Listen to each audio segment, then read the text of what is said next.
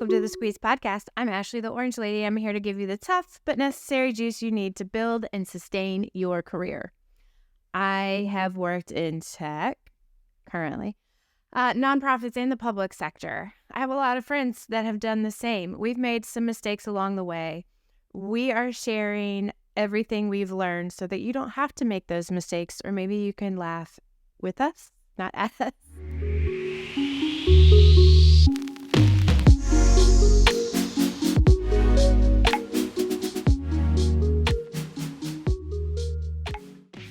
Today's topic is how to break up with your mentee or mentor.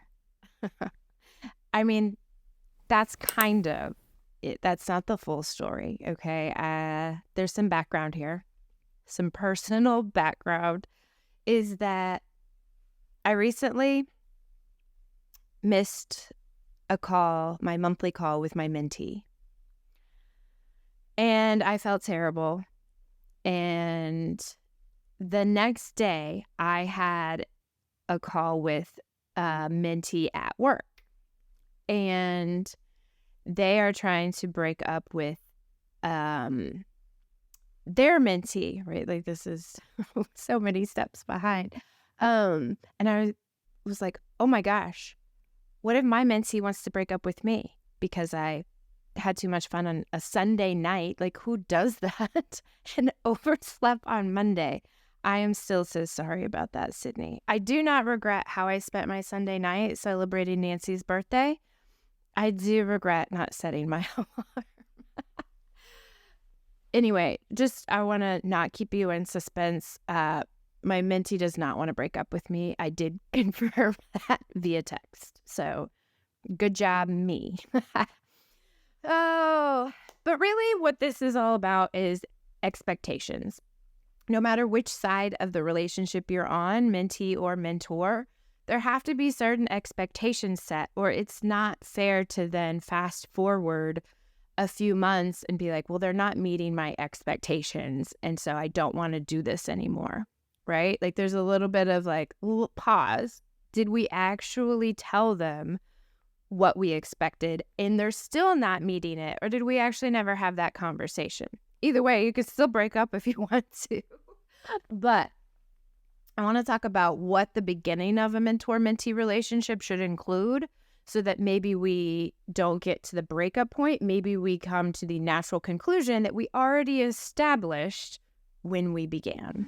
I think it's really important, no matter which side of mentor-mentee you are, that you set the expectations, and that should include a couple of things. One, a timeline. How often are we going to meet? Weekly, monthly, quarterly? And for how long? 3 months, 6 months, a full year? Either way, do not say indefinitely. Start with the smallest thing that you know you can commit to. And if that's 3 months, great. If that's 6 months, awesome. Because you can also reserve the right to be like, hey, this is going amazing. I don't feel like our work and relationship is done. Can we extend this? But if you never had that conversation, and say your life gets really busy or hectic and you need to like stop, like cut some things out, and one of those things is your meeting, then it's going to feel like personal or a little different than if you had already pre-established it and you kind of reassess at the end if you want to go forward. It gives you that option, and I like that. The other thing is, as a mentee, you need to have, and I don't mean like a full 5-page spread of like your goals and what you're trying to accomplish. You don't have to know everything. That's why you're being mentored. But you do need to have at least one goal that's tangible. Even if it is something like, I want to become a better, more confident speaker at work. Or I want to prepare for the next level and getting a promotion. Or I want to go from this one side of the work to another side, right? It doesn't have to be like, you wouldn't need a mentor if you already knew how to do it, right?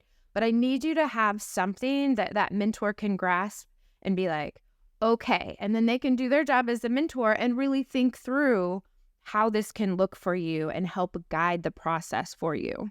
Okay, so that's your job. Now, mentors, please be clear about what you expect. You are giving your time, and yes, it is awesome to be able to share and mentor. But guess what? Don't pretend like you don't have expectations. Your time is valuable as well, and so you need to just be clear about that from the beginning. If they're like, can we meet weekly? And you say yes, but you know that you can't and you end up canceling all the time, be honest. I can meet once a month or once a quarter.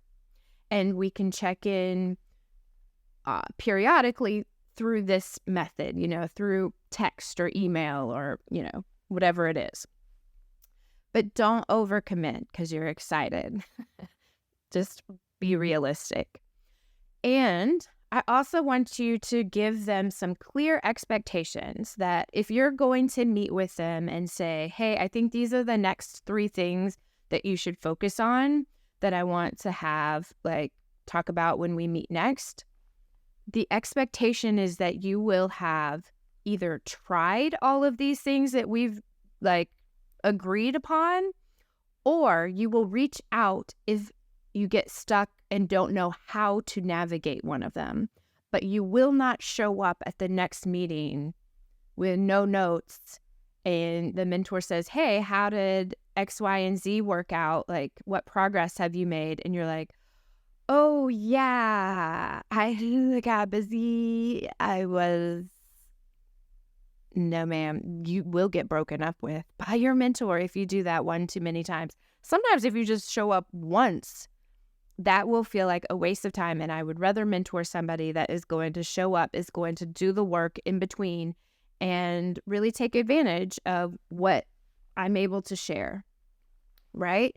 Same thing, mentees. If you need to be clear about what you expect from your mentor, if you want them, after you've given them your goal, to show up with 1 to 3 things that, will be helpful each time, as well as asking you questions about different things, you need to tell them that. Say, do you want me to set an agenda for our meetings, or are you going to do that? Or do we want to share the responsibility?